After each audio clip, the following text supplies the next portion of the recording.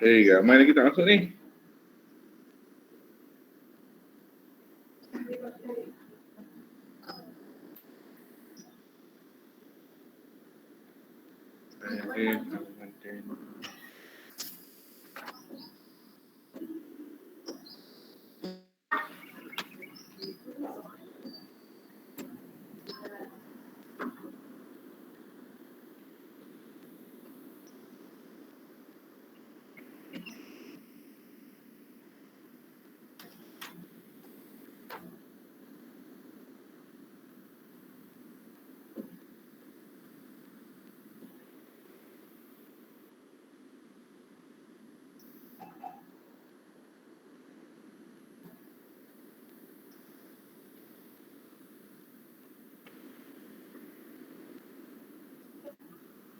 Tahun 43, ada lagi 42, ada lagi 14.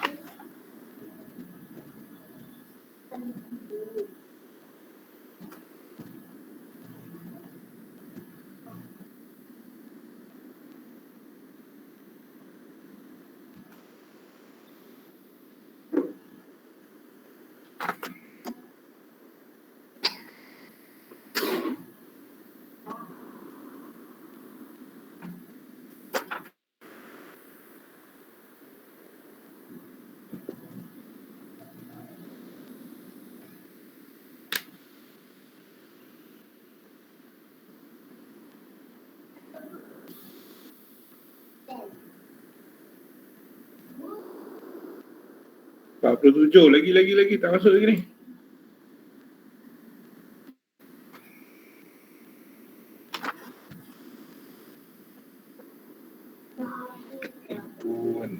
Imran Irfan Izdarwish Nazatul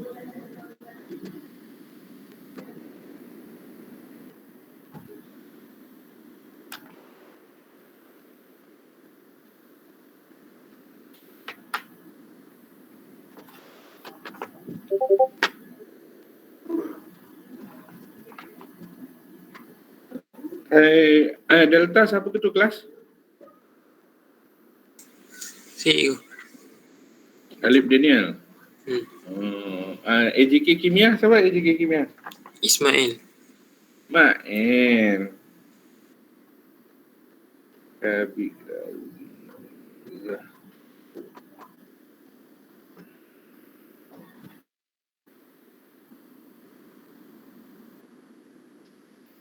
Siapa lagi tak masuk ni? Abdin dah masuk.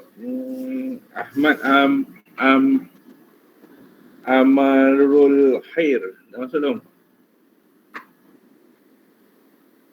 Dah. Amar Muadib dah masuk? Muhammad Amar Muadib. Ni. Suara lah, tak ada suara ke? Ada. Nazil Haziq. Muhammad Nazil Haziq.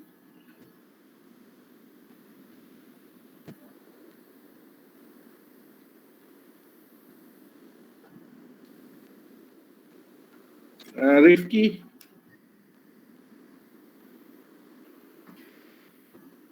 Okey, Delta semua ada. Satu lagi. Syafiq.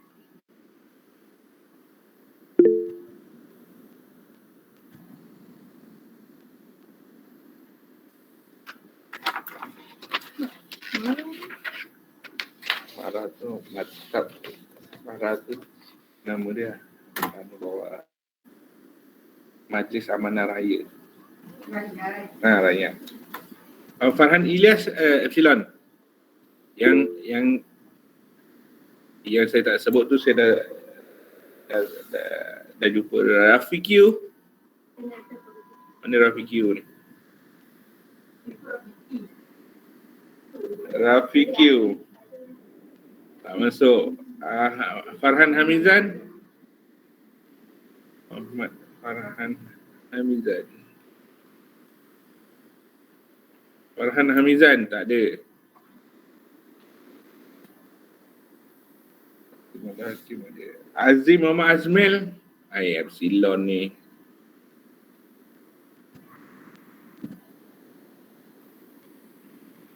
Tak ada.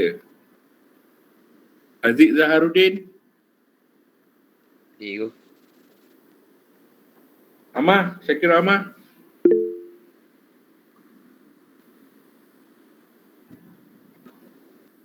Tiga orang lagi tak ada lah.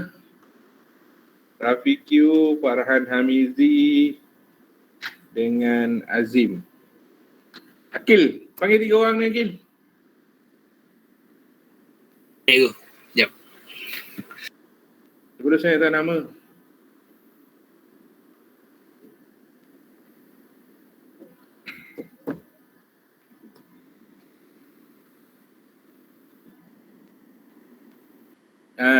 Anan baca doa Anan. Anan baca doa lah. Silakan Anan.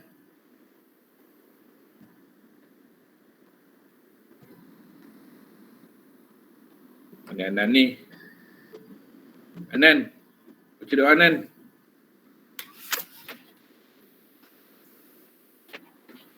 Buat Anan ni respon. Anan. Tak ada mic cikgu.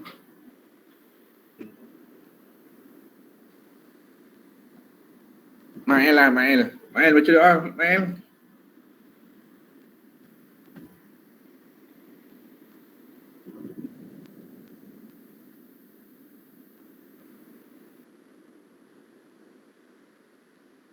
Mael.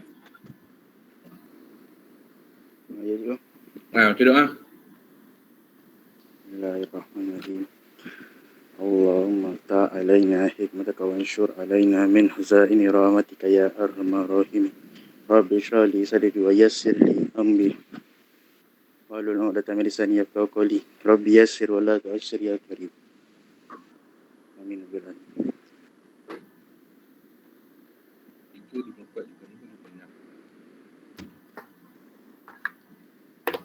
Kelas Delta 20 berapa? 29. 29 Alamak siapa nama yang saya tak sebut lah. Ada pelajar baru 5 Delta. Saya dalam serai nama saya ni Adam Yusof.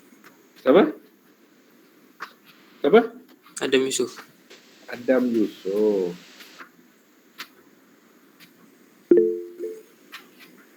Ada Yusof ada tak? Ada. So 29 29 Delta berapa? Epsilon. Tujuh. 20? 7. Saja nak tanya. 56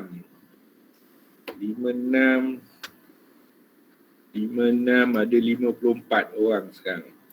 Tolak saya lah dengan 54. So yang tak masuk tadi. Rafiq dah masuk dalam? Belum. Farhan Hamizi dah masuk dalam?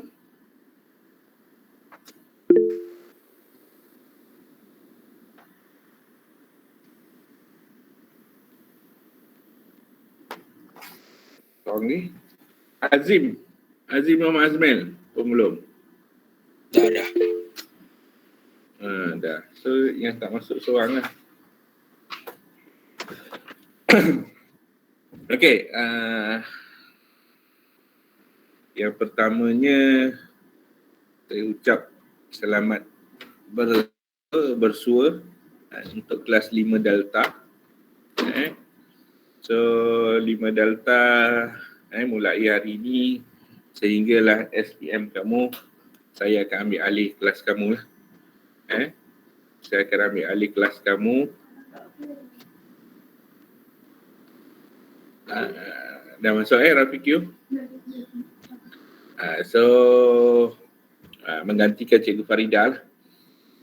Farida yang dah bersara pada hari ini secara rasminya. Okey? Dengar tak ni? Saya cakap ni? Dengar ya. So kelas kamu akan bergabung dengan kelas 5 Epsilon. Kelas 5 Delta kamu akan bergabung dengan kelas 5 Epsilon. Untuk dan di sekolah nanti kalau perlu gabung, kita gabung bersama lah dengan 5 Epsilon. Itu je. Sehinggalah kamu habis SPM nanti. Okay. So apa yang saya lakukan lebih kurang sama macam Cikgu Farida buat lah. Mungkin ada perbezaan dia tu biasa. Lain cikgu, lain cara dia. Okay. So saya harapkan 5 Delta ni sama-sama lah. Mungkin dah lebih faham. Saya dah ada form 4 dulu. Dan bersama dengan form 5. 5 Delta ni saya baru berjumpa. Dulu saya pernah ajar kamu, betul? 1 Delta dulu, betul? Betul. Saya kenal kamu, saya ingat nama kamu. Rupa pun saya ingat. Mungkin dah dewasa lah sikit berbanding dulu form 1. Kalau dulu Nazim 1 Delta dulu berhinga-hinga kan, mungkin lebih matang lah sebab dah tingkatan 5. Okay? Tapi insyaAllah saya ingat Wak, Aziz Aikal, ada Hanan. Okay? So saya harapkan bila saya dah kenal kamu ni, lebih cepat kita mudah, lebih mudah kita untuk berinteraksi. Kalau saya dapat kelas pelajar yang saya tak kenal, mungkin nak ambil masa untuk saya kenal. Tapi untuk kamu, saya dah kenal dulu waktu tingkatan 1. Saya cepatlah, mudahlah untuk saya nak dengan kamu. Okey, setakat ni 5 Delta dah sampai mana belajar? Nak ulang kaji? Redoc Ya Nazim. Redoc setelah bincang itu. Dah habis? Dah. Wah, hebat. Kalau ikutkan kelas saya belum habis lagi Redoc. Minggu ni kita masih Redoc lagi sebenarnya. Minggu ni dengan minggu depan kita masih Redoc. Tu cuti sekolah seminggu. Selepas cuti sekolah nanti kita akan program modul SGE. Modul SGE.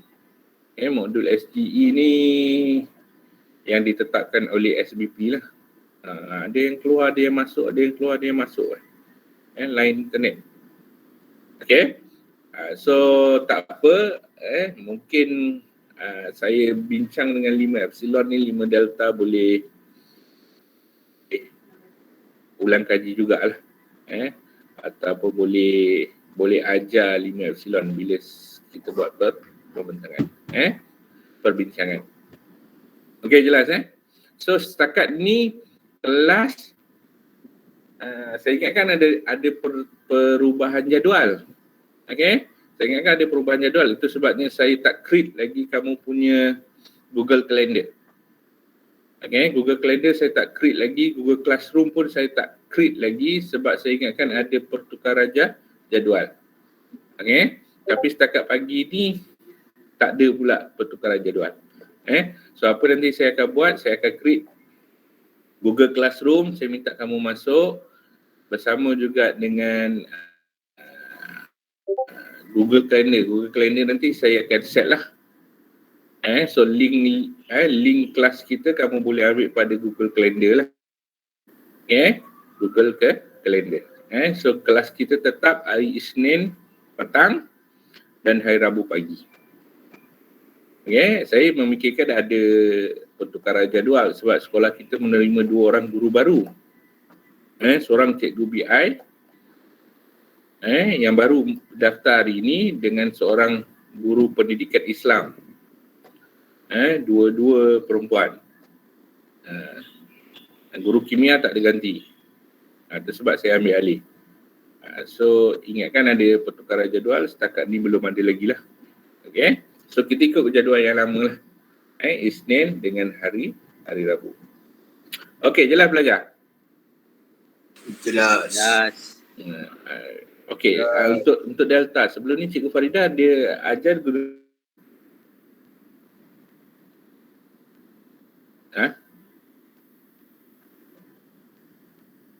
Nazim, Cikgu Farida dia guna macam mana? Biasa dia guna apa? Apa ikut saya lag tadi apa? Tidur. Tak, saya lag. Cikgu Farida biasanya dia guna apa? Dengan ajar? Dia guna Jamboard. Bukan Jamboard, dia guna whiteboard lah.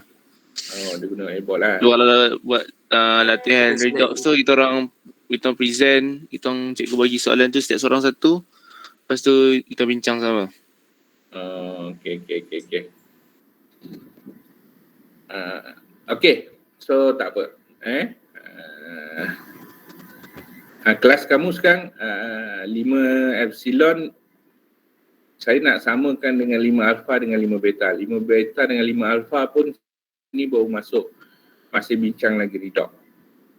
So 5 epsilon pun redox, 5 delta pun walaupun dah buat dengan redox. Okay.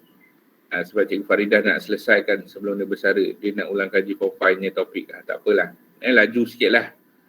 Okay. So tak apa, kamu dengar je. Ataupun kamu boleh bagi jawab. Boleh bantulah dalam perbincangan ni. Okay.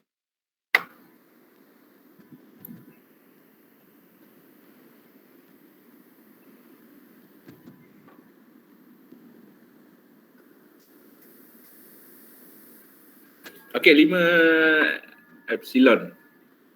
Saya boleh tanya mana-mana pelajar 5 delta lah. Sebab 5 delta dah bincang lah ni. Saya boleh tanya pada pelajar 5 delta untuk berikan jawapan lah. Ni yang kita dah bincang 5 epsilon ya. Betul tak? Nombor 3 dah bincang. Betul. Nombor 4. Okay, nombor 4 belum kan? Belum lagi. Okey, nombor 4.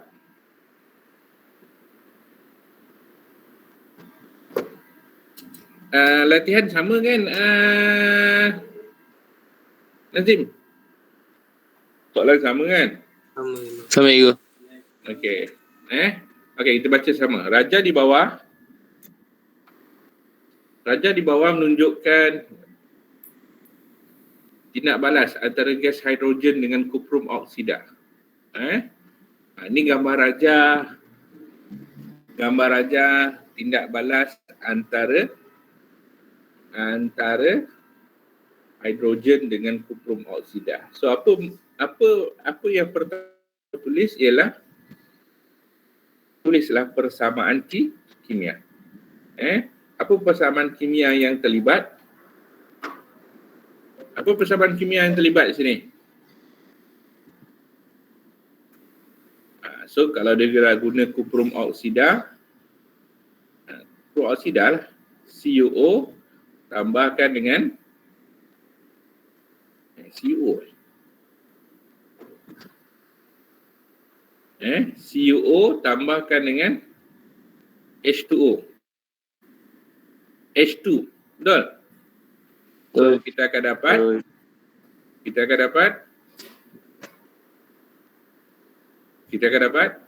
Kuprum plus H2O. kuprum plus H2O. Ini kalau kamu, ini soalan form 5. Tetapi dia ada kaitan dengan soalan empirical formula. Kena ingat. Soalan berkaitan dengan empirical formula empirik.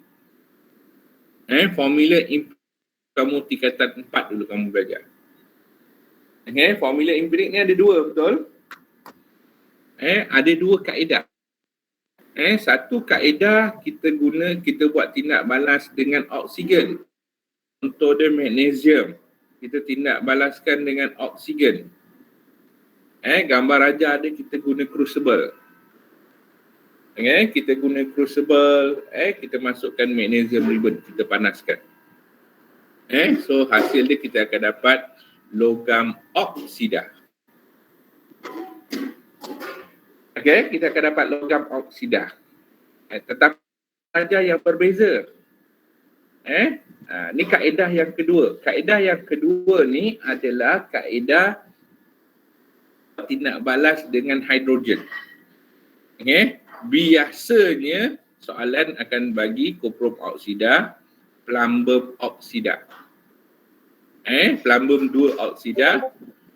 Kalau susah sikit dia bagi argentum oksida. Semua kaedah ni sama.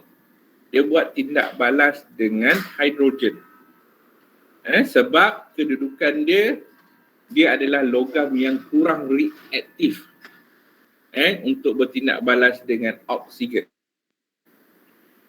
Yang magnesium ni dia selari, dia sama. Kalau zinc, kalau aluminium biasanya. Dia akan tidak balaskan dengan oksigen sebab kedudukan dia atas daripada oksigen, maka dia boleh bertindak balas. Dapatlah zinc oksida, dapatlah aluminium oksida. Lepas tu seimbang lah. Jelas? Jelas. So ni kaedah 1. Ini kaedah 2. So kena bezakan kaedah. Magnesium kita tak boleh guna. Sebab magnesium itu logam reaktif, dia boleh bertindak balas dengan oksigen, maka dia perlu buat kaedah 1.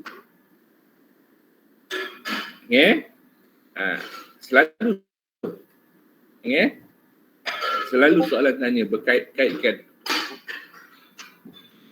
Last dia tanya, kalau dia guna kaedah 2, last dia tanya, adakah magnesium ni sesuai tak untuk kaedah 2? So jawapannya tidak sesuai. Okey. Jelas pelajar? Ada soalan tolong tanya. Tolong tanya. Kita ulang kaji lah, kamu kena ambil perhatian. Jika kamu tak faham, kamu terus bertanya. Tak faham terus tanya. Kalau kamu simpan lagi, tak faham tu, memang susah. Okay?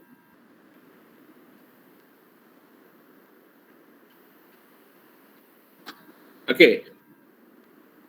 So ini gambar raja penuh.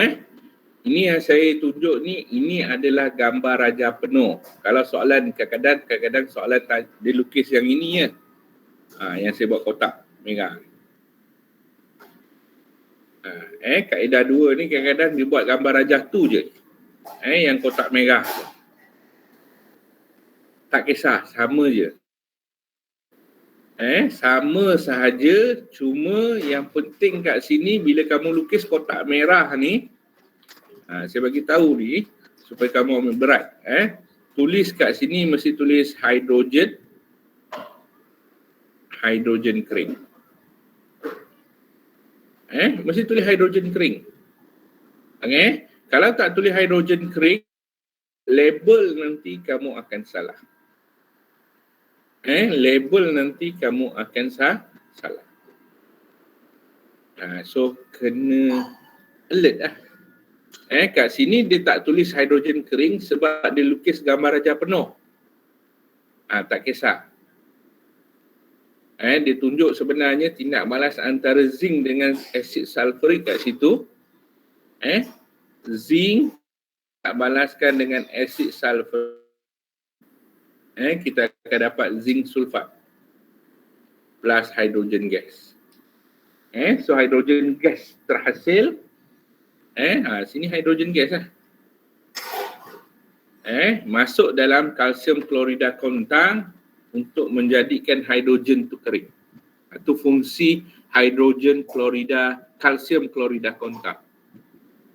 Menjadikan hidrogen kering ataupun apa? Absorb water vapor. Menyerap uap air.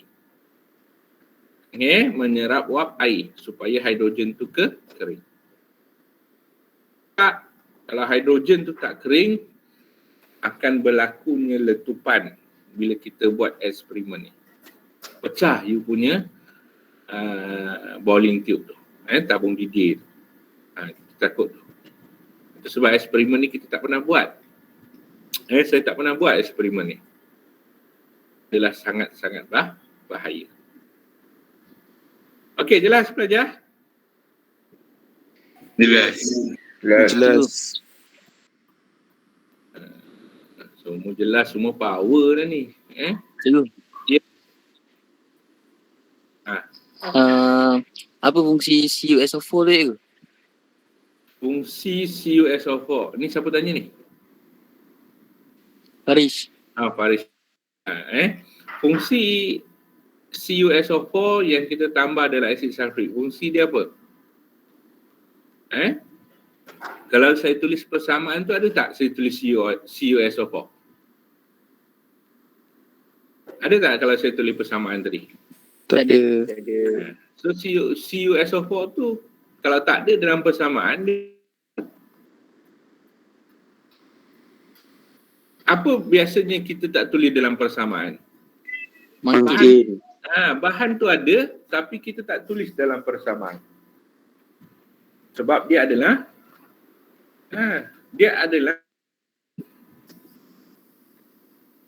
fungsi dia adalah mangkin. Fungsi kuprum sulfat ni mangkin. Kalau kita tulis ni, kita tulis ke atas ni. Ke atas arrow CuSO4. Tindak balas kan soal. Kadar tindak balas kan ada, kita dah belajar. Dalam kadar tindak balas, logam kalau kita tindak balaskan dengan asid, kita boleh tambahkan dengan kuprum sulfat. Tak kira lah magnesium ke, zinc ke, aluminium ke, kita boleh tambahkan dengan kuprum sulfat, tindak balas dengan asid. Apa pun asid? Untuk menghasilkan garam dengan hidrogen gas. Tapi apa fungsi dia? Adalah sebagai mangkit untuk mempercepatkan kadar tindak balas.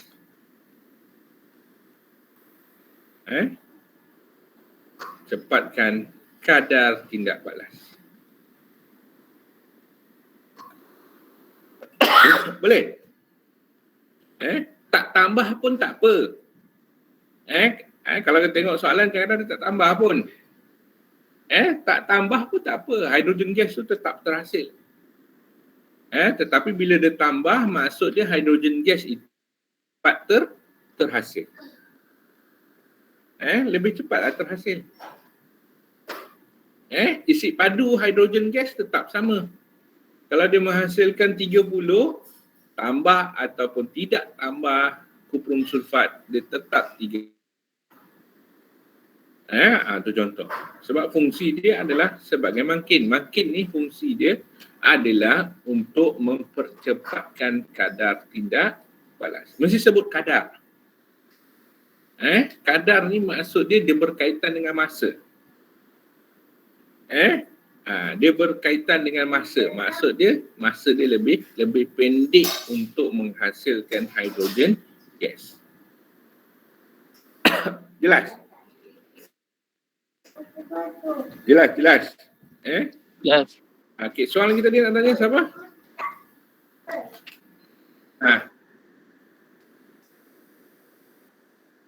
Tindak balas.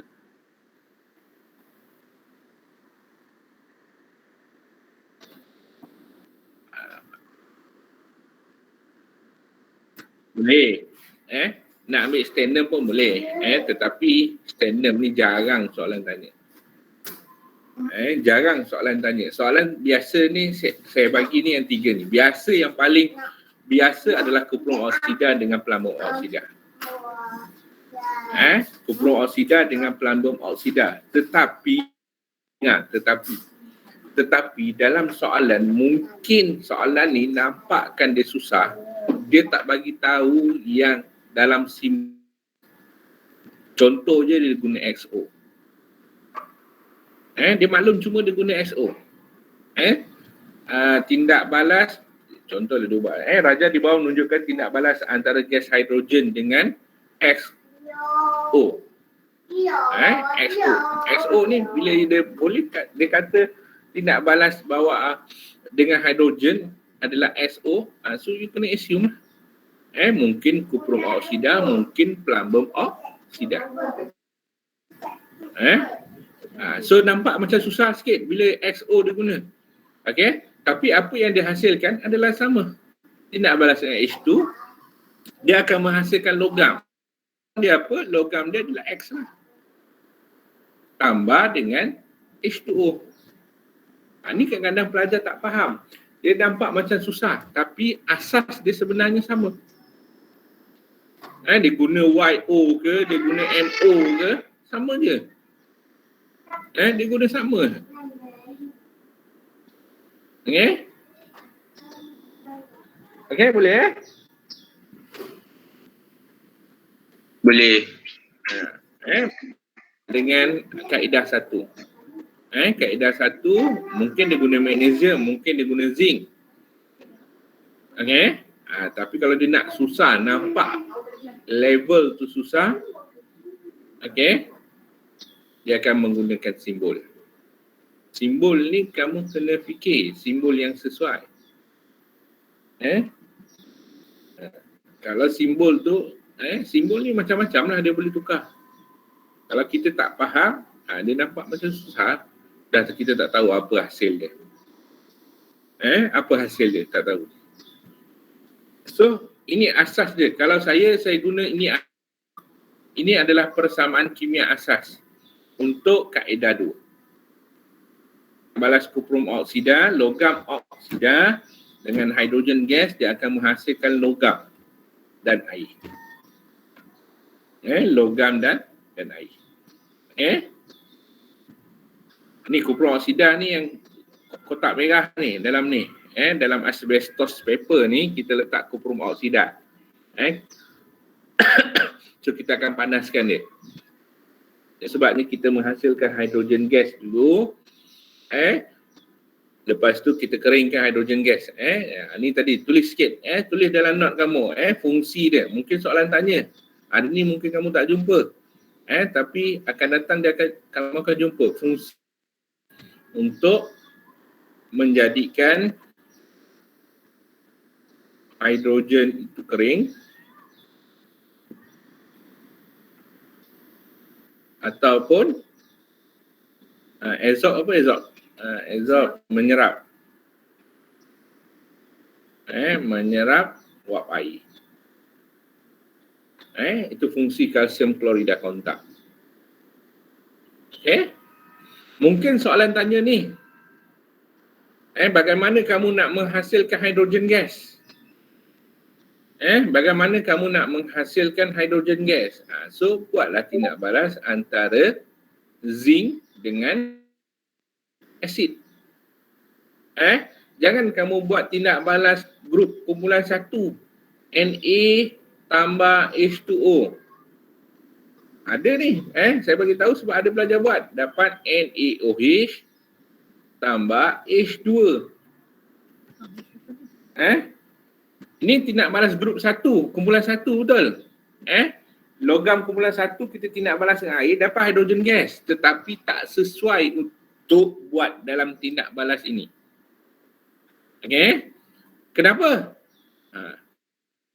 Kenapa tak sesuai? Siapa boleh jawab? Oh, senyap ni. 5 delta, 5 Terlampau kenapa? reaktif. Sebab Terlampau Ya, reaktif. Terlampau reaktif. Lain? hasil hidrogen ni kurang je. Pandai. Siapa jawab tu? Farish. Faris. Sebab apa kita tak guna tindak balas natrium dengan H2O ni, yang dihasilkan adalah sedikit, kurang. Kita nak hidrogen yang banyak. Hidrogen yang banyak ni sesuainya tindak balas antara logam dengan asid. Logam dengan asid, baru hidrogen tu banyak, hidrogen tu boleh sampai ke tabung D tu. Kalau kita guna kumpulan 1, nak dapat hidrogen yang banyak, kita mesti guna natrium yang banyak. Kalau natrium yang banyak kita guna, saya takut dalam you punya kelalang dasar bulat ni, saya takut pecah. Sebab natrium tu terlampau aktif. Dia adalah logam yang reaktif. Bila kita pun, dia bahaya kalau guna banyak berketul-ketul, satu makmal boleh meletup. Itu sebabnya tak sesuai. Jangan buat persamaan kimia ni untuk menghasilkan hidrogen gas. Okey, jelas pelajar? Ni saya bagi tahu rangkum semua ni walaupun soalan tak tanya. Okey, tetapi saya maklumkan ni sebab kemungkinan soalan berkaitan dengan gambar rajah ini boleh ditanya. Dari segi gambar rajah, tengok gambar rajah, gambar rajah dia hujung ni ada lubang dia ada lubang. Ada gambar api tu sikit keluar. Untuk apa lubang ni? Untuk apa lubang ni?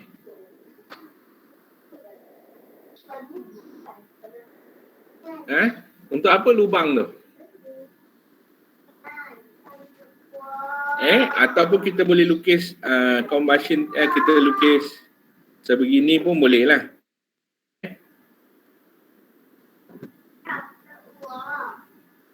Contohlah saya lukis ringkas maksud dia kita punya ujung dengan ujung ni ada lubang. Ni kita punya ni contoh. Boleh, pun boleh, tapi sesuai lukis gambar rajah macam atas lah. Menunjukkan ujung tu ada lubang sedikit. Untuk apa fungsi dia? Fungsi dia, kamu buat note sikit, saya dah tak ada ruang. Fungsi dia adalah sebelum kita membuat eksperimen ini, kita perlu memastikan semua semua udara dalam combustion tube tu, dalam tiub pembakaran itu tiada. Tiada. Okey, kalau ada udara, itu sebabnya akan berlakunya letupan. Akan berlakunya letupan kalau kita panaskan. So cara dia macam mana? Cara dia kita alirkan hidrogen gas kering tu. alirkan gas hidrogen kering dan di hujung tu kita collect gas. Kita kumpul gas tu, kita test dengan kayu uji bernyala. Kita test lah. Kita test. Kalau kita test kat situ, kayu uji bernyala itu, hello? Kalau kita test kayu uji bernyala itu menghasilkan pop sound, maksud dia kat situ dah tak ada U. Itu sebabnya sukar sebenarnya eksperimen ni nak buat. Okay? Dan dia melibatkan gas. Bila gas ni kita tak boleh nak sure semua dalam tu adalah gas. Okey, jelas Jelas.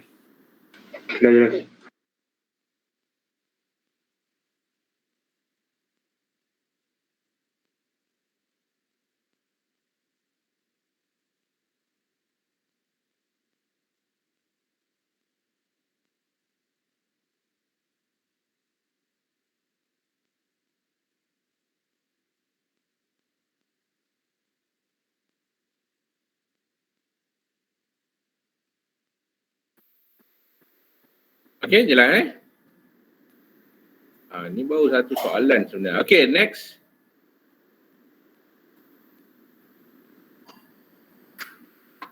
Okey, next. Tuliskan persamaan kimia bagi tindak balas. Tadi saya dah tulis dah. Untuk tindak balas ni kita tulis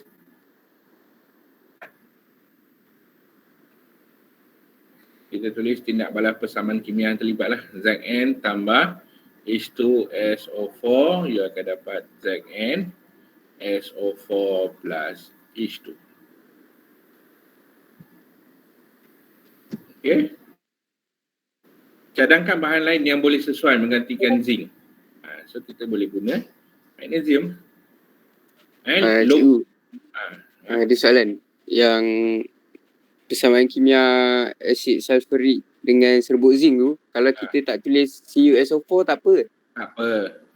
Sebab kita kena tahu CuSO4 tu sebagai apa. Walaupun kamu tengok dia tulis kat situ CuSO4 plus H2SO4 plus dengan CuSO4, saya tahu confirm pelajar akan tulis CuSO4 dalam persamaan kimia. Kalau dia tak tahu CuSO4 tu fungsi dia apa. Kalau dia tahu fungsi dia sebagai mangkin, jangan tulis dalam persamaan kimia. Sebab pelajar tengok je, kena tulis. Bila dia tulis, mana ada hasil CuSO4 kat sini, mana ada hasil Cu kat situ. Bagaimana kita nak seimbangkan kalau kita nak tulis CuSO4 pada bahan? Kalau jawapan A1 tu kamu salah, sebab kamu tak tahu dia sebagai mangkin, itu yang jadi salah. Dua salah. Confirm dua pun salah. Sebab kamu akan tulis persamaan itu bersama dengan bahan. Kamu jadikan dia sebagai bahan. Tak. Kalau nak tulis pun, tulislah di atas arrow. Saya dah beritahu dah. Mangkin ni kita tulis atas arrow. Sebab kita tak perlu seimbangkan.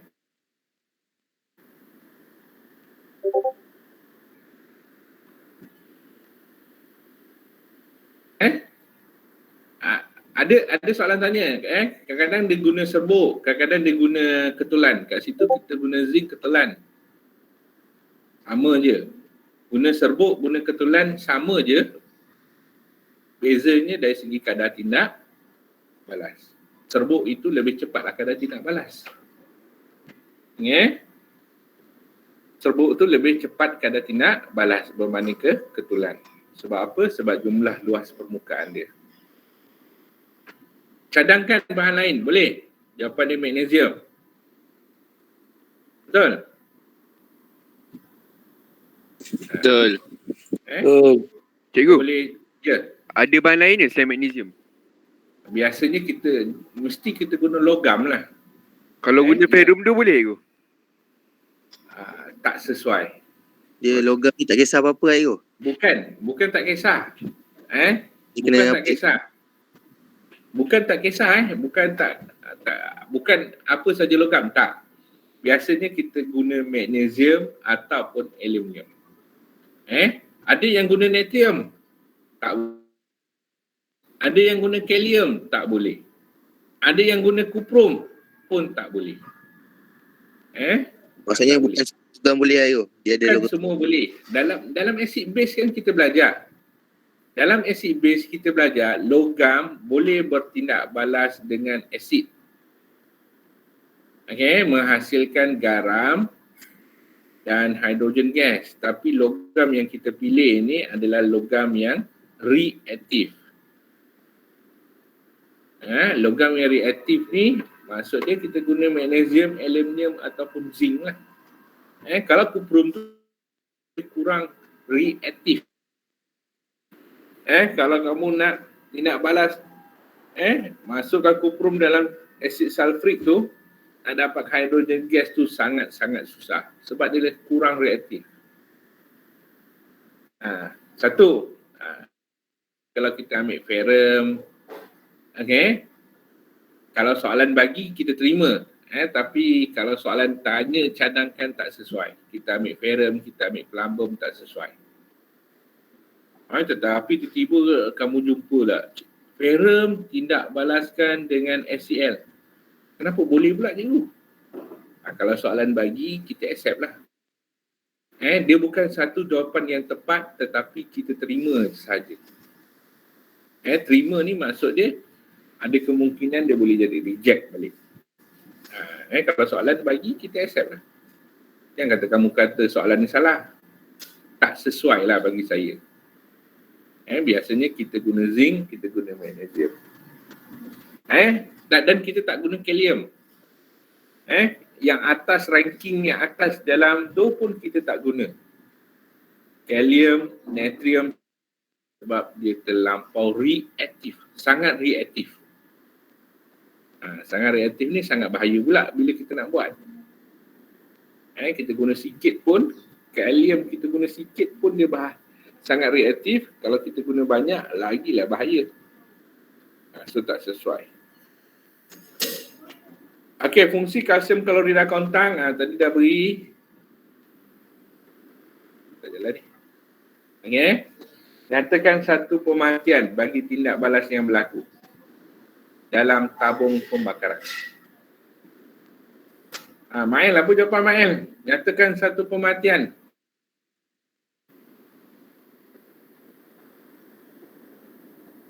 Apa pemakaian yang kita nampak dalam pembakaran? Pejal hitam tu kan jadi pejal perang. Kuprum oksidah ni warna dia hitam. Kuprum warna dia perang. Itu sebabnya saya bagi tahu jawapan dah ada dalam persamaan kimia. Ambil daripada persamaan kimia. Sebut kat situ hitam tukar perang pun cukup. Itu yang kita nampak. Sebab dia kata pemerhatian pada tiub pembakaran. Kalau pemerhatian yang lain kita boleh kata zinc tu akan apa? Zinc itu akan, kalau dalam you punya kelalang dasar bulat tu kita akan nampak zinc itu akan semakin, kita boleh kata zinc itu dissolve, melarut. Tapi kat sini dia dah kata dalam tiub pembakaran. Dia nak sebenarnya warna hitam itu berubah kepada perang. Kuprum oksida color hitam. Dalam keadaan panas ke dia tetap hitam. Logam, kuprum warna dia perang. Ini semua dalam bab garam kita dah belajar sebenarnya. Kena ingatlah. Kuprum sulfat, kuprum klorida warna dia biru. Kuprum ni sebab selalu ditanya, sebab dia macam-macam color. Itu kalau pelajar tak ingat, pelajar senang lupa. Kuprum karbonat color Hijau. Color hijau. Kuprum karbonat color dia bezakan betul-betul dari segi warna untuk kupon. Okey, tuliskan persamaan kimia. So yang kat atas tadi lah. Berdasarkan tindak balas dalam tabung pembakaran, mengapakah tindak balas ini dipanggil tindak balas redox? Kenapa dipanggil tindak balas redox?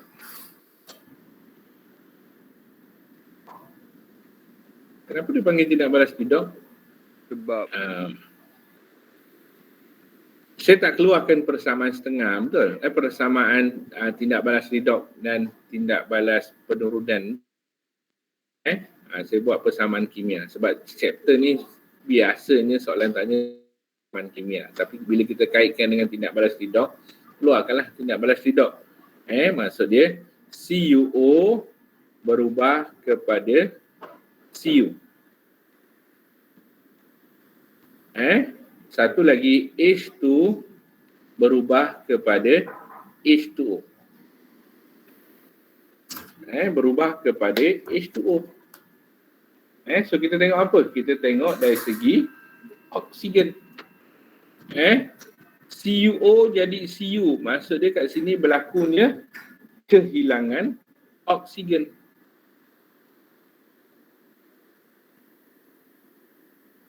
Kehilangan oksigen. So maka tindak balas ni adalah tindak balas oksidaan. Tak muat tulis. H2 jadi H2O. Ada penambahan oksigen. Maka tindak balas penambahan oksigen. Silap. Kehilangan oksigen tindak balas penurunan. Saja. Tindak balas penurunan. Tindak balas penurunan. Penambahan oksigen, tindak balas pengoksidaan. Ataupun kita boleh tengok dari segi nombor pengoksidaan. Nombor pengoksidaan kat sini, dah tak ada ruang saya nak tulis kat sini. Nombor pengoksidaan Cu berubah jadi Cu. CuO jadi Cu. Maksud dia daripada positif 2 kepada kosong. CuO jadi Cu. Positif 2 kepada kosong. Maka berlakunya pengurangan nombor pengoksidaan.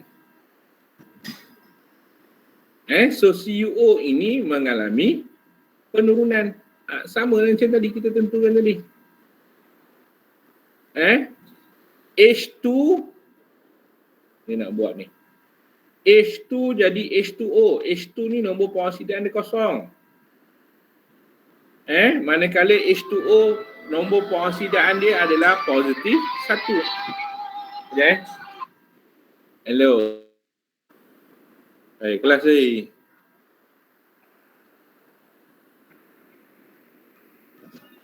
Okay.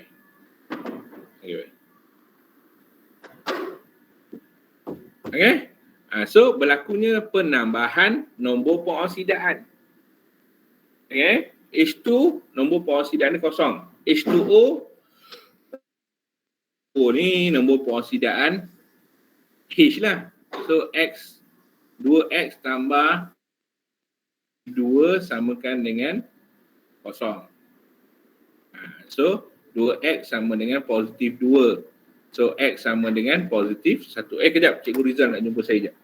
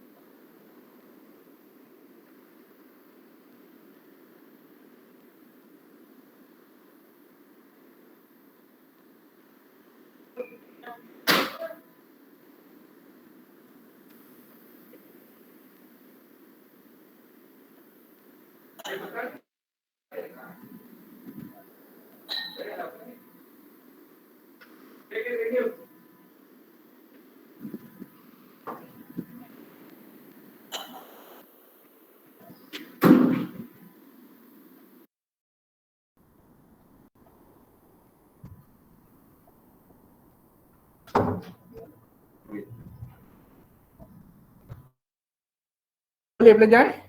Sorry, Cikgu Rizal datang je apa. Boleh kita baru satu soalan ni. Tapi satu soalan kamu tengok walaupun satu soalan tapi saya cerita keseluruhan yang berkaitan. Tu panjang lah. Itu nama ulang kaji. Okey, ada soalan nak tanya? So kat sini dia tanya kenapa kita kata dia tindak balas redox, mengapakah tindak balas ini dipanggil tindak balas redox? Sebab jawapan dia sama. Kenapa kita panggil tindak balas redox? Sebab berlakunya tindak balas pengoksidaan dan penurunan berlaku dalam masa yang sama. Cikgu. Ya. Oh cikgu. Ya. Kalau kita mention macam bahan tu boleh cikgu? Macam kita kata kuprum menjalani penurunan manakala oksigen mengalami pengoksidaan macam tu. Kuprum mengalami kuprum oksida. Dia ayat dia kena betul lah itu. Oksida. Kuprum oksida yang mengalami penurunan, hidrogen gas yang mengalami pengoksidaan. Boleh? Oh, okey. Kena betul lah. Pengoksidaan, penurunan, ejen pengoksidaan, ejen penurunan dia mesti bahan. Dia mesti bahan. Izdarwish, mana dengar tak ni? Dengar ya. Wak ada tak Wak?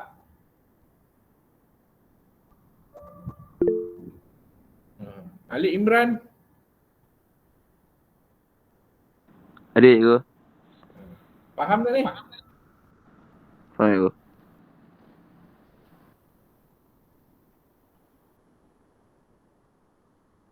Okey, dan last soalan, sekiranya kuprum oksida digantikan dengan serbuk magnesium oksida,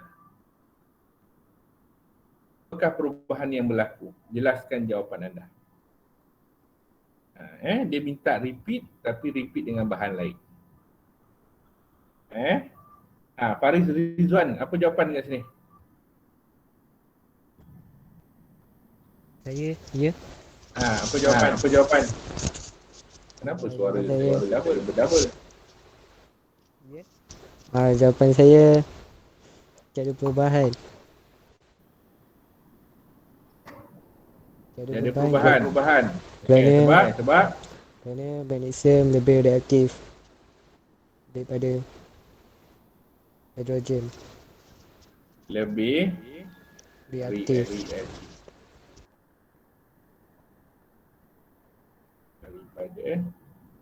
daripada hidrogen. Hidrogen gas. Itu sebabnya magnesium oksida, kalau kita guna magnesium oksida, dia tak sesuai untuk buat tindak balas ni.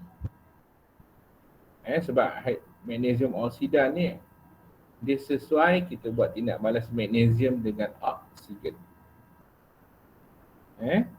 Kita buat tindak balas dengan oksigen. Beza kan? Beza kat sini, kaedah satu tu kita guna logam. Kaedah dua ni kita guna tidak. Jangan salah tulis persamaan kimia. Jangan salah.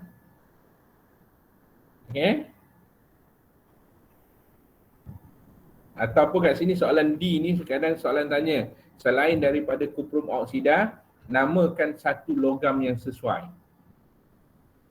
Namakan satu logam yang sesuai menggantikan kuprum 2 oksida. So kita boleh ambil plumbum oksida. Plumbum 2 oksida. Jelas? So tu kepelbagaian soalan lah. Kamu akan jumpa tu nanti. Okay? Habis. Ada soalan nak tanya tentang empirical formula ni? Empirical formula ni dia di bawah tajuk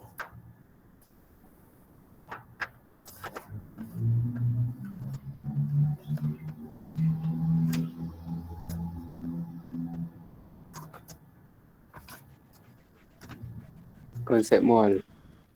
Ayolah, konsep mol lah, 3/4. Konsep mol. Kalau 3/5 ni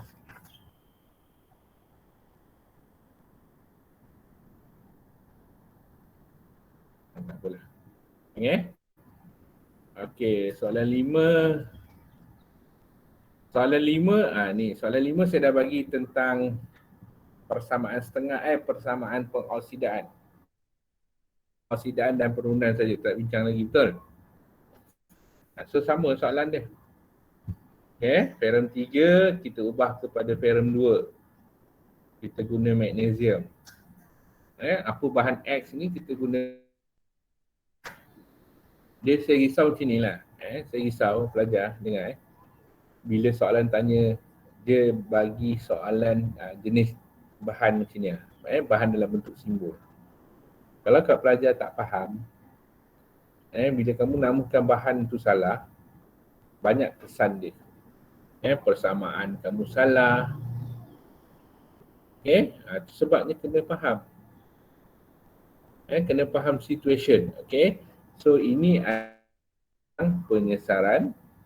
Ini tentang perubahan ferrum 3 kepada ferrum 2. Belah tabung UGB ni adalah tentang penyesaran halogen.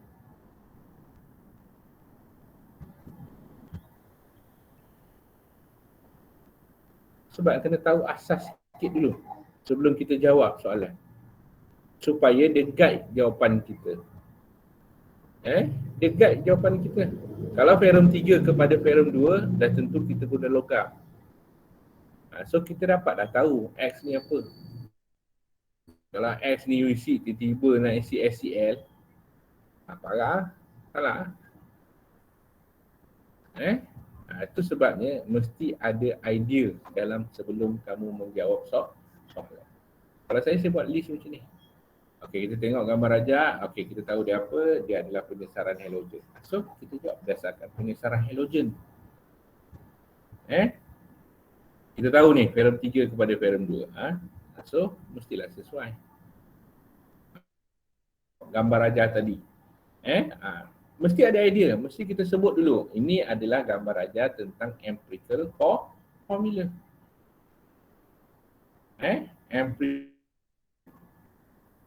Kuprum oksida. Itu asas dulu. Biasakan bila kamu buat ulang kaji, kamu kena buat sebegitu.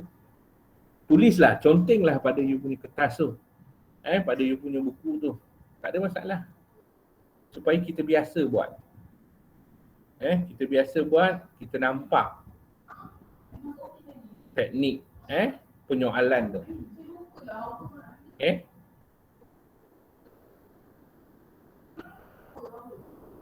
Okey, jelas Yes. So keluarkanlah persamaan setengah, kenal pasti dulu tindak balas pengoksidaan, kenal pasti tindak balas penurunan, apa yang berlaku. Baru bila kita menjawab ni lebih mudah. Apakah bahan X apabila bahan X dimasukkan ke dalam tabung uji A, larutan perang ferrum 3 klorida berubah menjadi warna hijau. Cadangkan substan X. Dia ada guide kat sini. So walaupun kita tak baca pun kita dah tahu dah kat atas tu sebenarnya bahan X tu apa. So kat sini cadangkan jawapan dia adalah Magnesium. Magnesium. Apakah yang terjadi kepada larutan ferrum 3 klorida? So, apa terjadi pada ferrum 3 klorida? Ferrum 3 klorida, kalau tengok pada persamaan ni, ferrum 3 klorida apa? Mengalami penurunan. Betul? Itulah yang Betul. terjadi pada ferrum 3 klorida. Itu sebabnya saya kata keluarkan persamaan dulu. Persamaan ion dulu. Persamaan setengah, bukan persamaan ion. Persamaan kita menentukan peroksidaan ataupun penurunan. So senang. Apa so mengalami penurunan. Okey. Anda ingin menukarkan hasil yang terbentuk di dalam tindak balas ini kepada ferrum 3. Maksud dia hasil tadi kita dapat ferrum 2. Betul? Ferrum 2 ion. Dia nak tukar balik kepada ferrum 3. So apa yang kita nak buat? Describe the step yang perlu anda lakukan. So apa step dia? Nak tukar ferrum 2 kepada ferrum 3, kita tambah apa? Hydromin. Tambah dengan, tengok atas ni. Dia guna ferrum 3 klorida. Tak sesuai kalau kita guna air klorin. So sesuainya paling mudahnya kita guna air bromin. Kita guna air bromin. Dia tak sesuai kalau dah guna klorida, kita guna air klorin. Tak sesuai. Biarlah guna yang berbeza. Guna air bromin boleh, guna KMN ataupun K2CR2O7 pun boleh. Bagi dalam step. So apa step dia? Masukkan 3 cm padu. Air bromin ke dalam tabung uji yang mengandung ion ferrum 2. Betul? Dia nak step je kan? Satu step je lah. Dia tak nak pematian pun. Kalau ujian dia, kita kata masuk ni, kita masukkan je lah. Cukup. Ada jawapan lain tak? Ada jawapan lain?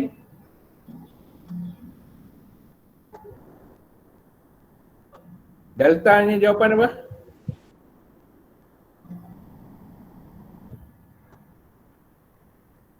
Ikuan, apa jawapan Ikuan Zaim? Ada cikgu. Apa jawapan kamu? Yang telah dibincangkan sebelum ni. Larutan ferrum 2 sulfat dituangkan ke dalam tabung uji. Okey. Kalium dikromat 6 berasid dimasukkan ke dalam tabung uji. Campuran itu kemudiannya dikoncang dan dipanaskan perlahan-lahan. Larutan panjang. hijau menjadi berang. Siap bagi pemerhatian Ya, cikgu.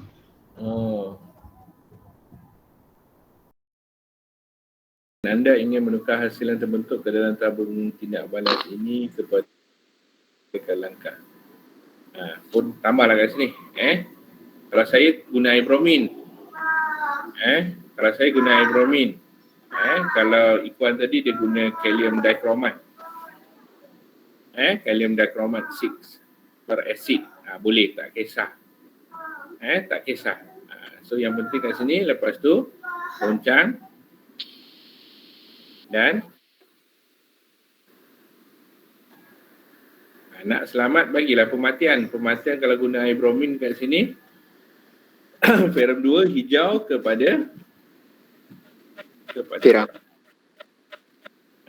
Hijau kepada Cikgu. Kalau kita cakap air bromin dinyah warna, Air bromin dinya warna. Dinya warna. Warna perang air bromin. ha, Itu pun salah satu pematian juga tu. Warna perang air bromin di tapi kat sini dia lebih kepada nak tanya pada ferrum 3. So kita jawab ferrum 3 lah, lebih sesuai. Tapi boleh tu pematian tu. Itu pun salah satu pematian. cikgu. Ya. Masa ferrum 3 tu berlaku penurunan cikgu, Ya. dia akan jadi ferrum 2 klorida Dia jadi ferrum 2 klorida. Dia jadi tu dia tinggal ion je. Oh. Maksud dia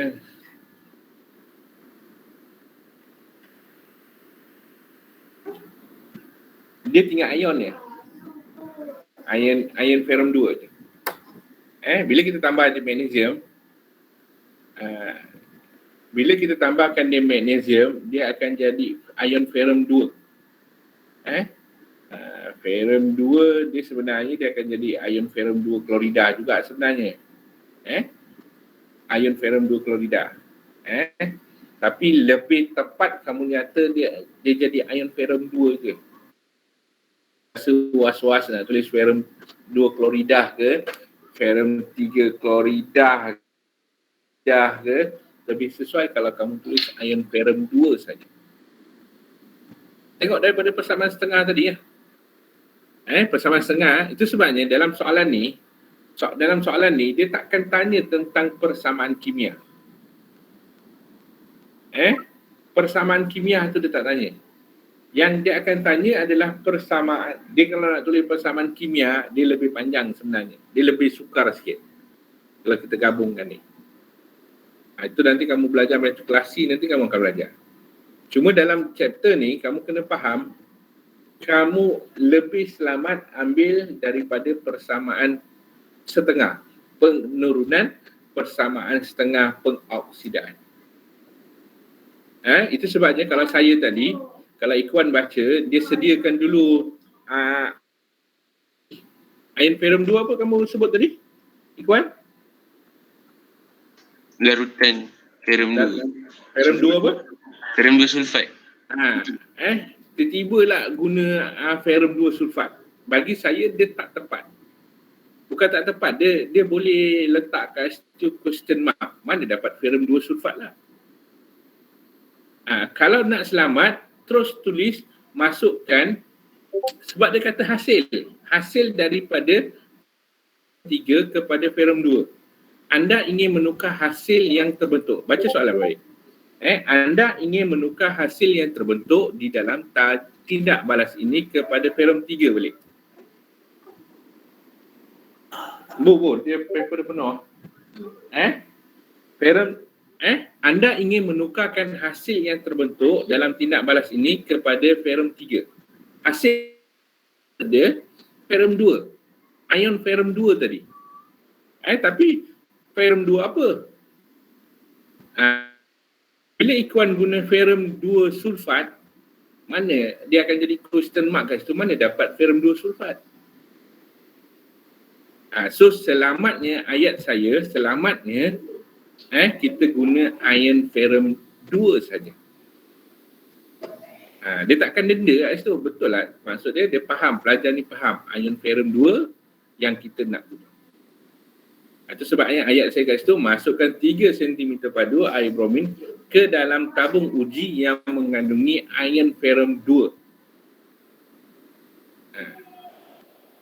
Okey? Jelas? Itu lebih selamat lah. Lebih selamat. Kalau soalan boleh accept jawapan Ikhwan, dia accept lah. Dia boleh terima lah. Saya tak kata lah. Tapi dia boleh sekadar accept. Accept ni maksudnya ada masa dia reject sebenarnya. Ada masanya takut dia reject. So lebih selamat kamu guna ion ferrum 2, dia memang jawapan yang tepat. Dia tak akan accept. Dia bukan sekadar accept, dia itu jawapan yang tepat. Ya, boleh eh? Boleh. Boleh. Syafiq senyap je Syafiq.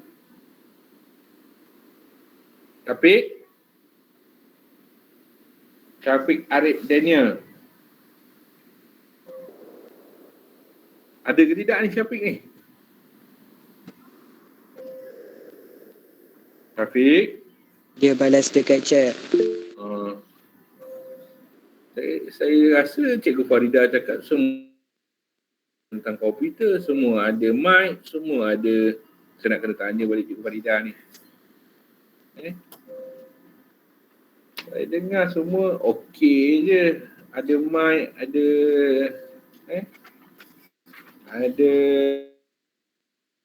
ada mic lah supaya kamu boleh bercakap. Okey. Okey. Tabung UGB. Tabung UGB, apakah perubahan yang berlaku dalam larutan kalium iodida? Sama lah. Kalium iodida. So, kalium iodida ni warna dia adalah tidak berwarna. Asalnya tidak berwarna. Ion iodida ni. Ini. Ion iodida ni adalah tidak berwarna.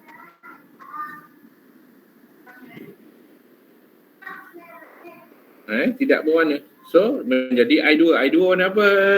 I2 warna apa, Nafis? Nafis, warna apa I2? Perang. Warna dia perang. Warna perang. So, kita sebut daripada tidak berwarna kepada perang.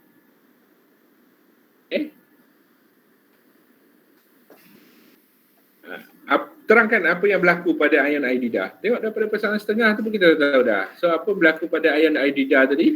Dia mengalami pengoksidaan. Dia mengalami pengoksidaan. Tuliskan persamaan setengah yang berlaku pada air klorin. Tadi dia tulis ion iodida, tiba-tiba dia tanya klorin. So, klorin Cl2 berubah kepada Cl-. Balancekan dulu 2, lepas tu balancekan charge.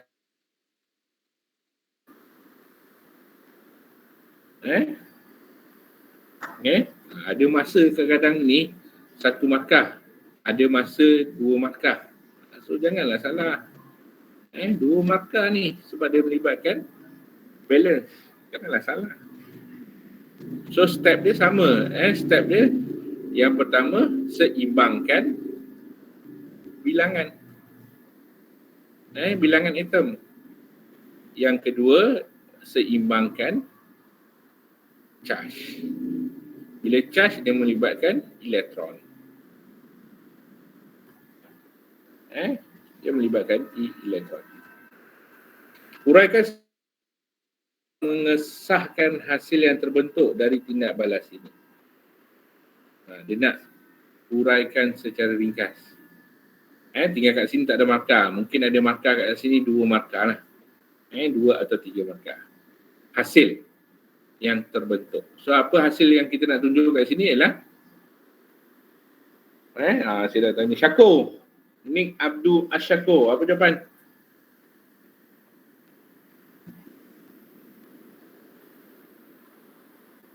Syako?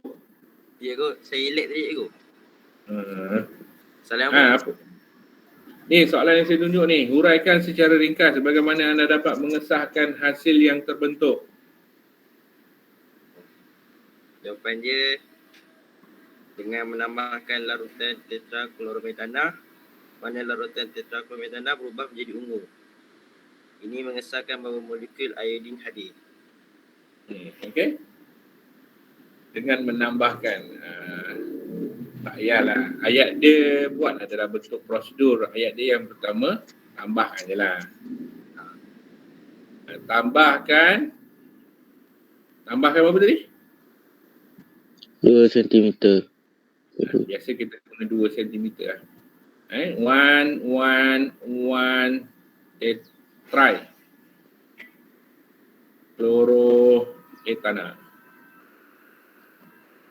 ke dalam tabung uji yang mengandungi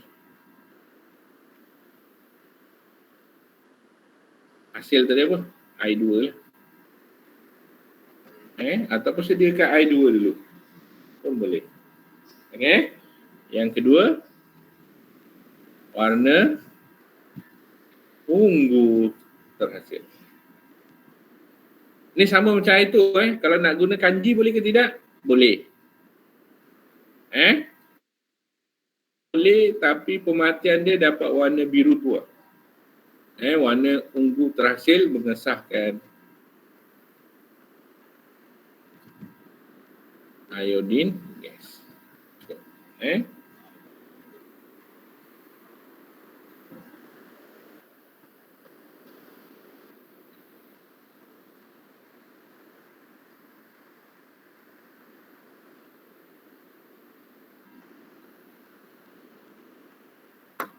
Okey, jelas?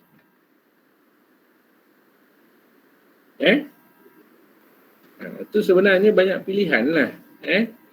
Begitu juga dengan film 3, film 2. Soalan akan tanya juga bagaimana kamu nak ngesahkan.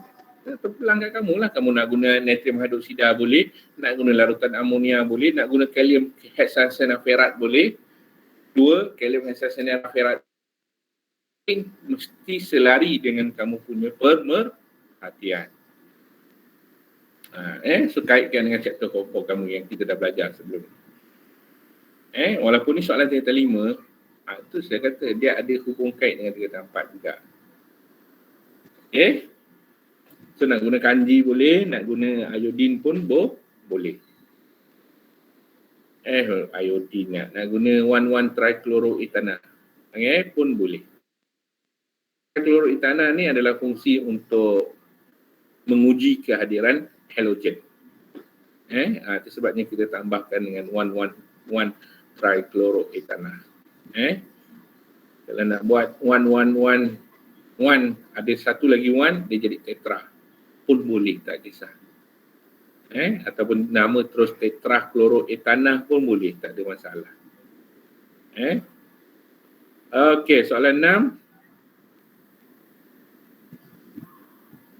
Banyak lagi soalan.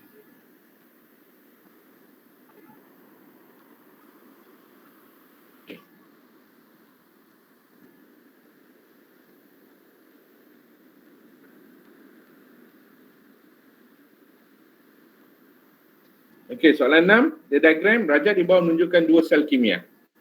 P dan Q adalah elektrod bagi sel RS adalah elektrod bagi sel 2. Soalan ni. Daripada gambar raja ni kita bedah dulu soalan. Gambar raja. Jangan terus jawab soalan. Kita cari idea dulu. Okey, so yang pertama apa yang kita boleh kata kat sini? Yang pertama, poin dia adalah sel kimia lah.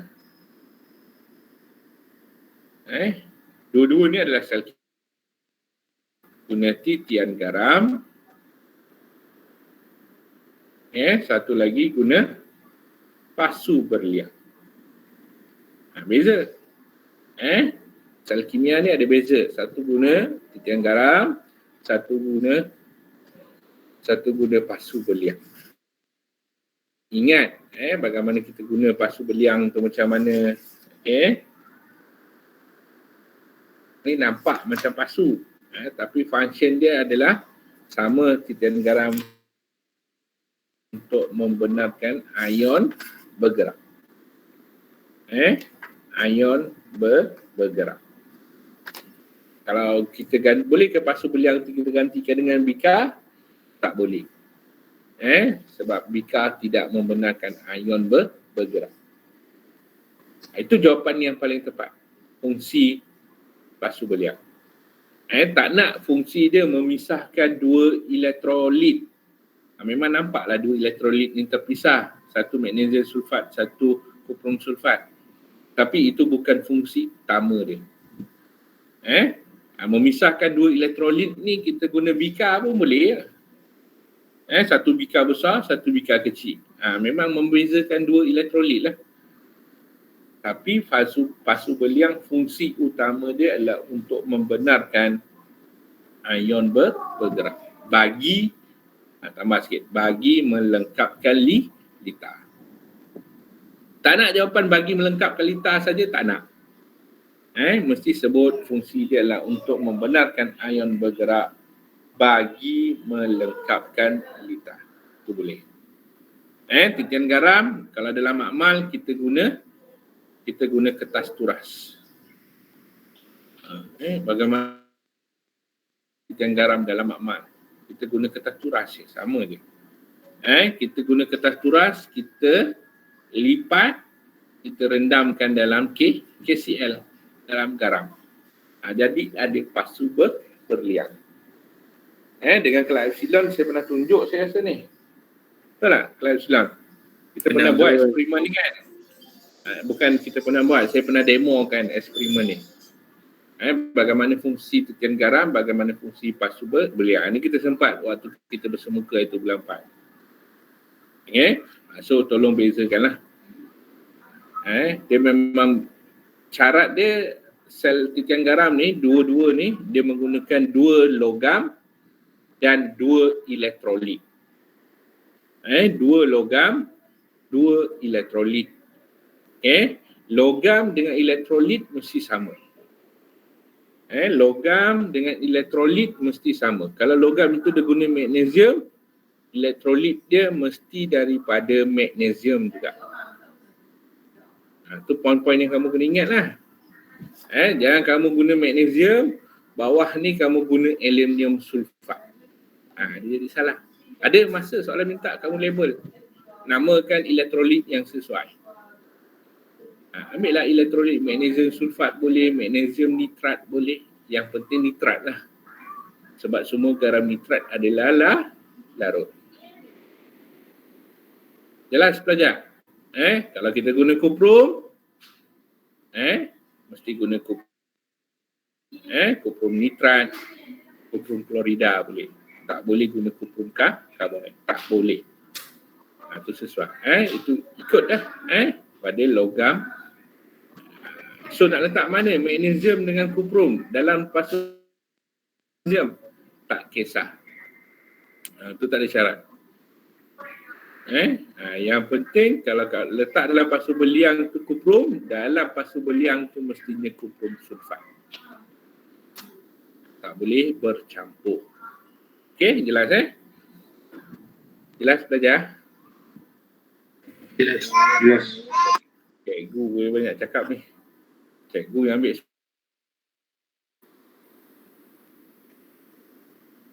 Okey, so apa maklumat yang kat sini yang kamu boleh dapat?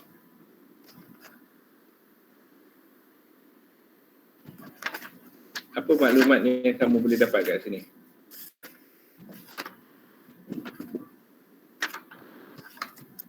Yang pertama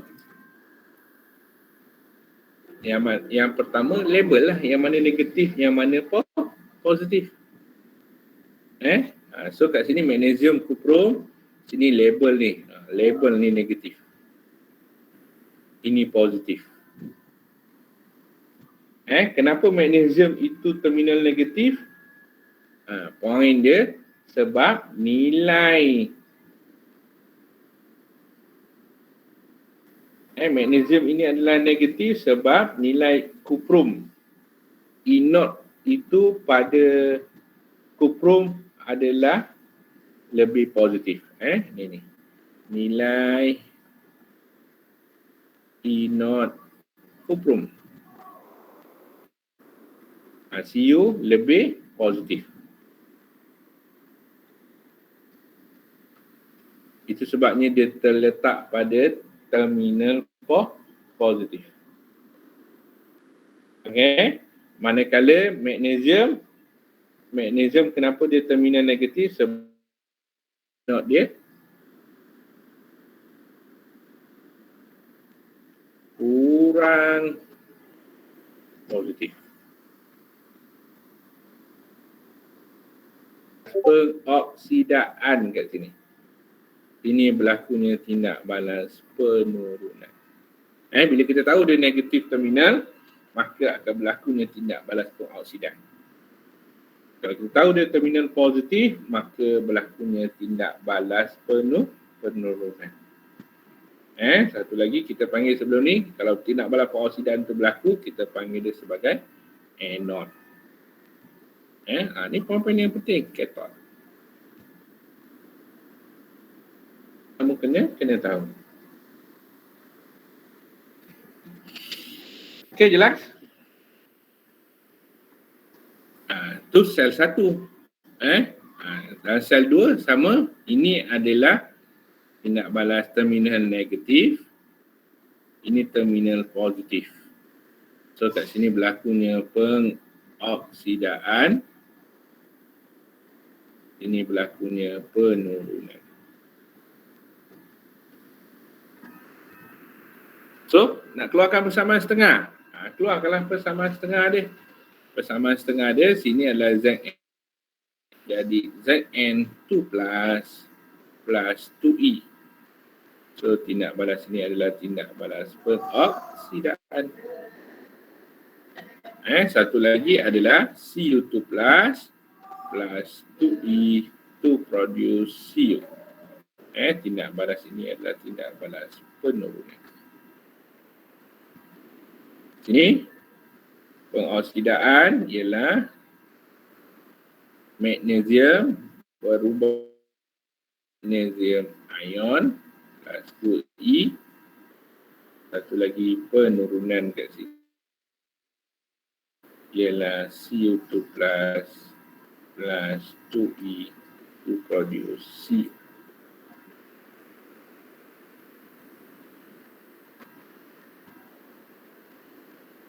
Kita tengok pelajaran dengan Clara 58. Okey. Okey, jelas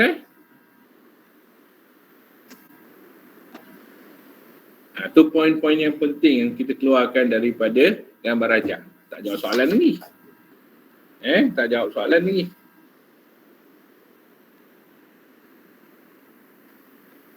Cuma kat sini nilai E0 dia tak bagi. Kalau E0 dia bagi, kalau dia tak, nilai E0 zinc ni ialah negatif 0.76.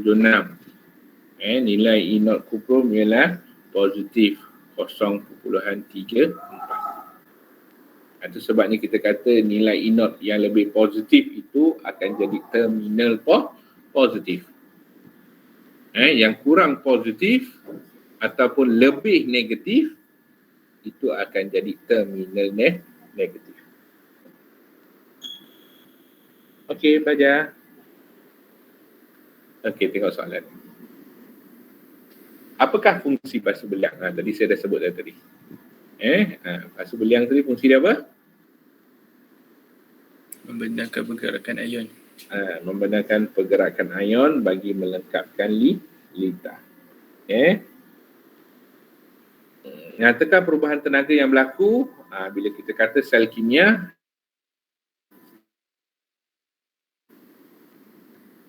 kepada elektron.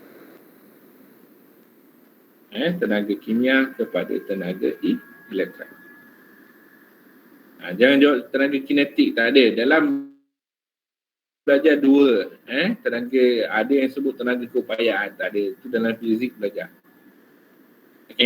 Bila kita belajar berkaitan dengan kimia dengan elektron.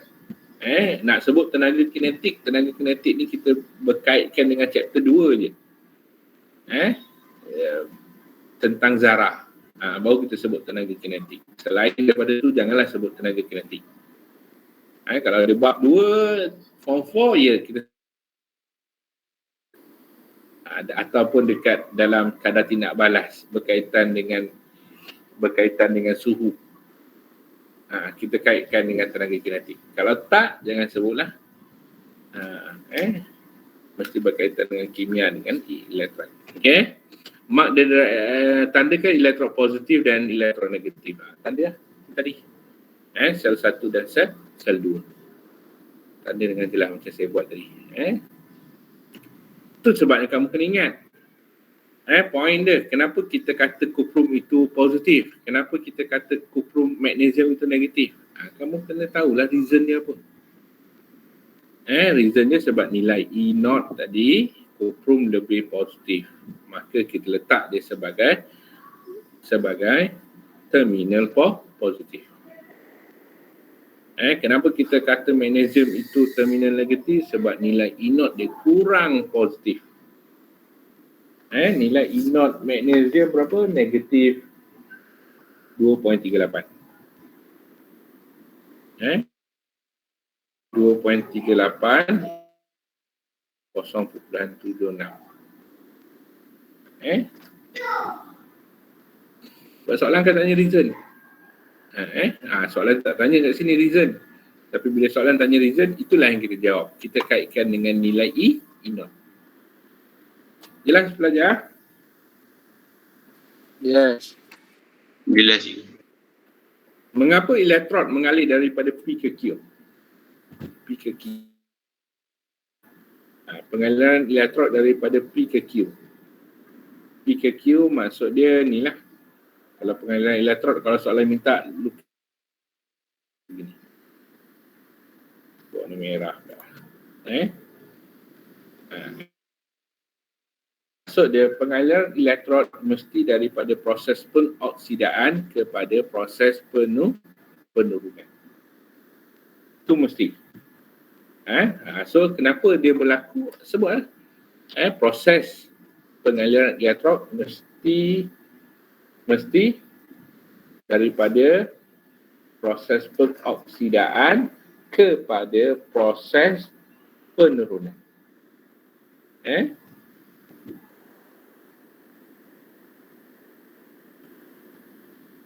Jelas? Color. Nyatakan perubahan warna larutan dalam pasu beliang. So dalam pasu beliang apa tadi? Kuprum, betul? Kuprum dengan kuprum sulfat. So warna biru kepada kita sebut warna biru kepada Tidak berwarna. tidak berwarna tu dia macam susah sikit lah. Delta, kalau delta apa jawapan? Siapa pula saya nak panggil ni? Izran Naim, apa jawapan? Pematian dalam pasu beliang. Izran Naim?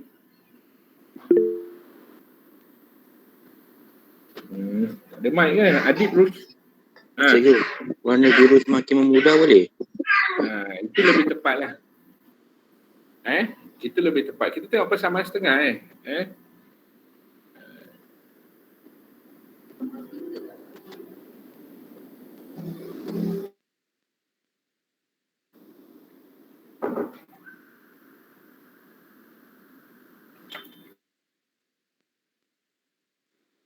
Cikgu.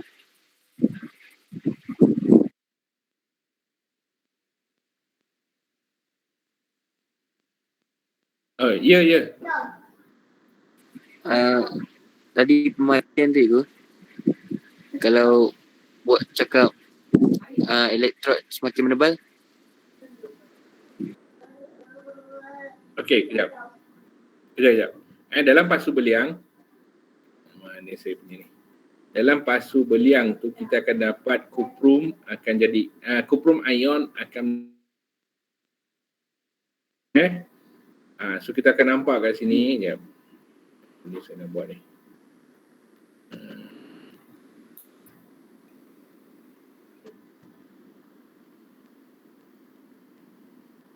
Kita akan nampak nanti dekat sini, dekat logam kuprum ni, akan melekatnya kuprum. Tengok gambar raja saya buat dekat gambar raja. Sebab kuprum dia berubah menjadi kuprum ion berubah menjadi kuprum. So, kita akan nampak warna terhasil. So ada dua jawapan kat sini sesuai. Yang pertama you nak sebut dari segi apa yang berlaku pada larutan. Itu sebabnya baca balik soalan. Apa yang berlaku pada larutan. Soalan kat sini dia tanya apa perubahan warna larutan. So dia tanya kat sini merujuk kepada warna kuprum sulfat. So warna dia adalah biru kepada warna pudar. Itu lebih tepat. Saya tak nak biru kepada tidak berwarna. Dia sukar nak jadi tak berwarna. Memang last kepada tak berwarna sebenarnya, tapi sukar. So lebih selamat kita sebut kat sini warna biru kepada semakin pudar.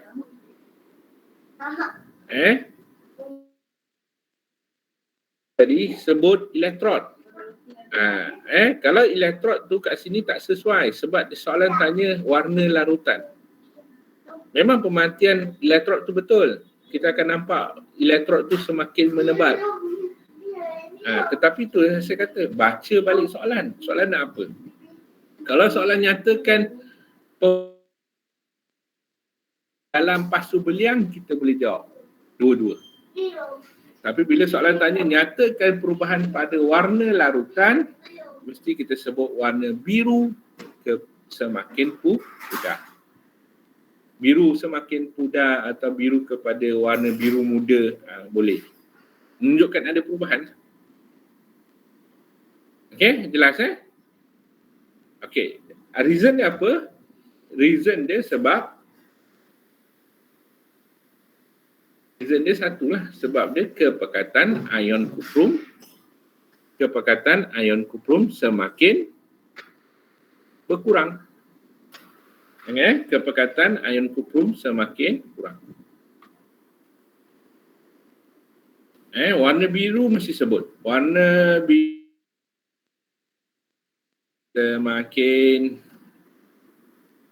semakin pudar pun boleh. Semakin pudar. Reason dia apa? Sebab kepekatan ion kuprum 2 semakin berkurang.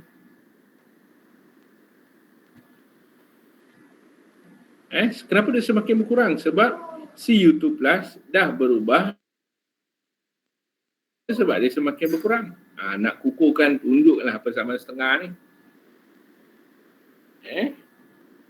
Lagi Cikgu, tepat. kalau kata mengalami tindak balas penurunan tak boleh? Tak boleh. Sebab soalan tanya reason. Sebab kenapa dia semakin pudar? Lebih sesuai kita kata kepekatan ion kuprum ni semakin berkurang. Kalau soalan nak jawab penurunan ataupun pengoksidaan ni, kalau dia tanya tindak balas je, kita boleh kata tindak balas tu pengoksidaan ataupun penurunan lah. Sini dia mengalami penurunan lah, tapi tak sesuai kita bagi reason kat sini. Bawah ni sebenarnya tanya persamaan setengah kan. So masukkanlah persamaan setengah kat bawah ni. P betul dah. Oh, P dia nak P pula. So P bukan CU lah.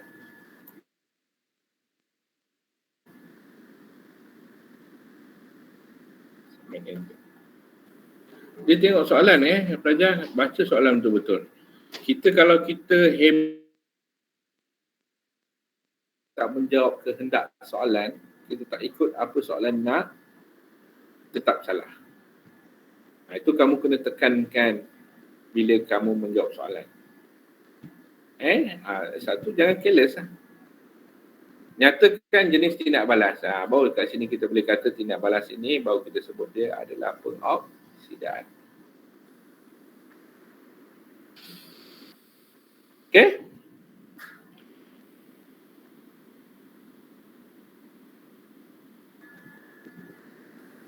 Soal 2. Nyatakan pemerhatian DR. Pemerhatian DR. DR tindak balas dia sama. Pemerhatian DR, yes. Ni yang saya kata tadi. Bila dia tanya pemerhatian DR, kita boleh sebut dua-dua tadi. Tapi lebih cantik kat sini kita sebut elektrod ni semakin menebal sebenarnya.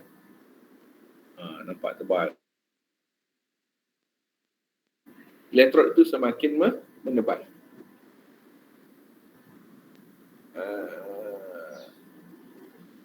Ada yang jawab warna perang. Warna perang terhasil pada elektrod. Itu tak sesuai. Itu tak sesuai. Ingat, kalau logam yang kita guna elektrod itu kita guna kuprum, yang melekat itu adalah kuprum, tak sesuai kita sebut warna perang. Tak sesuai kita sebut warna perang sebab kita tak nampak. Guna elektrod karbon dalam elektrolisis, kita guna elektrod karbon yang kita boleh sebut warna perang. Sebab kita nampak karbon ni so bila kuprum melekat, kita nampak sebab kuprum tu warnanya perang. Okey, boleh belajar? Boleh cikgu. Dan kos 10, walaupun kos 10 baru 2 jam, saya boleh ajar sampai kos 11. Sebab ada pelajar epsilon yang bagus. Dia duduk 3 jam pun boleh dalam kelas. Betul tak Azim? Betul cikgu. Lepas tu siapkan kawan datang lagi tengok balik Azim ni. Okay? So sel 2 pun samalah. Nyatakan bahan yang bertindak sebagai ejen penurunan. So tengok daripada persamaan setengah tadi lah. Ejen penurunan mesti apa? Mesti bahan yang mengalami peroksidaan. Mesti bahan yang mengalami peroksidaan. So kat sini bahan yang mengalami peroksidaan apa tadi? Bahan yang mengalami peroksidaan. Zinc. Jawapan dia zinc. So reason dia apa? Reason apa pelajar? Kerana mengalami peroksidaan. Zinc itu mengalami peroksidaan. So kita tengok dah banyak soalan kamu jawab tentang keseimbangan redox ni. Sebenarnya jawapan dia pusing-pusing tu je. Ini soalan 7. Dengan epsilon tadi bila saya tengok soalan ni saya dah keluarkan ni idea. Atau saya dah buat tapi jawapan soalan tak jawab lagi. Soalan tak jawab lagi tapi kita dah nampak bila kita tengok soalan kita tahu apa idea yang kita nak tahu daripada soalan. Apa maklumat yang kita boleh tahu daripada soalan sebelum kita jawab. Sebelum kita menjawab. So set 1 kalau soalan elektron pada satu jarak. Tengok YouTube itu kita kata pemindahan elektron pada satu jarak.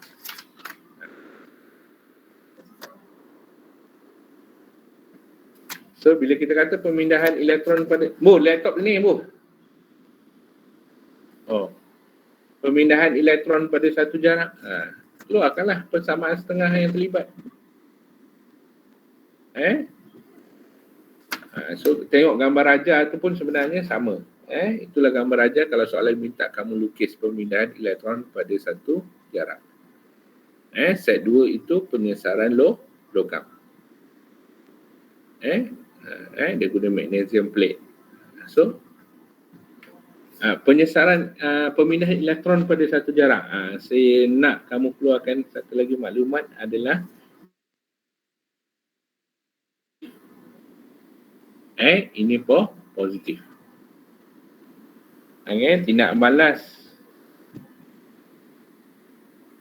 balas yang mengalami peroksidaan dia mestinya positif. Tindak balas yang mengalami peroksidaan, penurunan. Tindak balas yang mengalami penurunan dia mesti terminal positif, mesti point dia mesti mengalami penurunan. Mungkin soalan tanya lah. Kenal pasti YouTube kita mana ada negatif. Masukkan bahan, mana bahan yang mengalami pengoksidaan, dia adalah terminal negatif. Ini poin penting. Mengalami pengoksidaan. Mungkin soalan bagi contoh lah, soalan bagi ni R, ini elektron S. So nyatakan yang mana terminal negatif. Contoh. So yang mana terminal negatif? Mestinya S. Kenapa S? Reason dia kenapa S?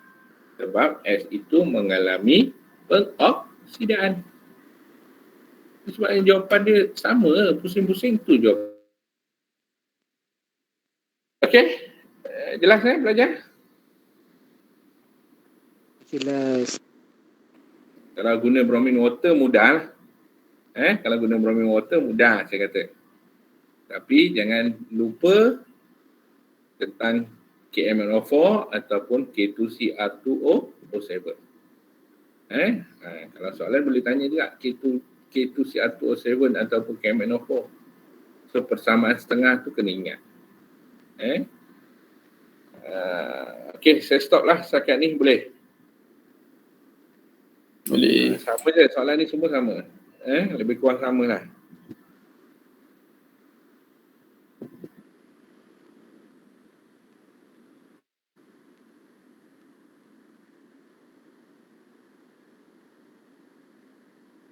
Ni soalan esei.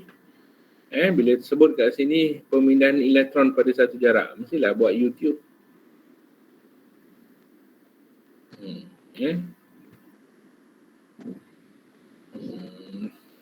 Soalan esei ni kita tengok hari Isnin boleh? Boleh kita tengok sama hari Isnin?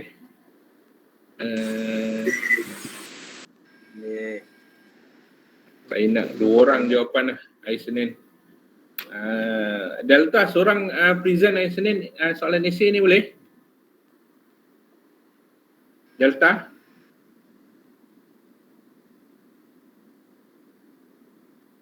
Boleh tak Delta? Hello Delta? Boleh. Siapa boleh present hari Senin nanti? Soalan esei nombor 7. Untuk Epsilon, saya nak Nazik Aiman. Nombor berapa tu? 7 7 esei. Okay. Buatlah dalam Word pun tak kisah. Snap gambar pun tak kisah. Tak ada masalah. Kamu snap gambar lepas tu present. Delta saya nak siapa? Siapa pilih Delta volunteer? Volunteer Delta. Tak ada nak volunteer. Saya nak Alif Imran.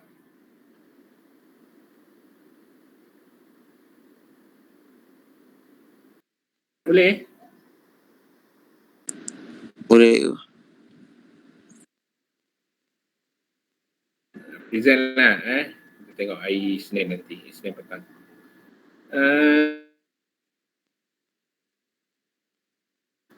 Adam Fikri. Dah terkeluar Adam Fikri ni.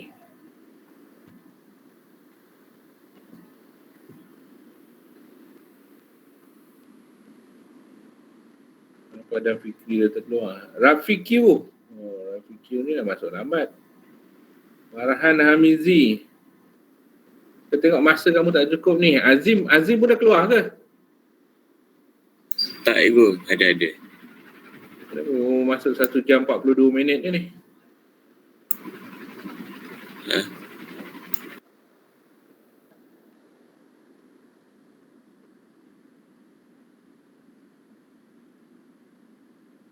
Boleh saya stop dekat ni so kita satu lagi bahan kan, elektrolisis tu kamu dah buat Delta?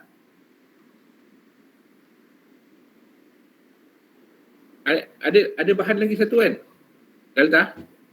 Ada je. Ada ke? Tentang elektrolisis Elektrik kimia. Elektrolisis elektrokimia kan. Betul. So kita guna, itu dah bincang loh. Dah. Dah bincang juga. Hebatlah Delta ni. Okey, nanti boleh Delta lah, saya minta Delta yang bagi jawapan lah. Untuk Epsilon nanti saya bagi bahan tu, kamu siapkan dulu. Okey? Okey, itu saja daripada saya. Assalamualaikum warahmatullahi wabarakatuh. Waalaikumsalam. Assalamualaikum. Bye. Terima kasih.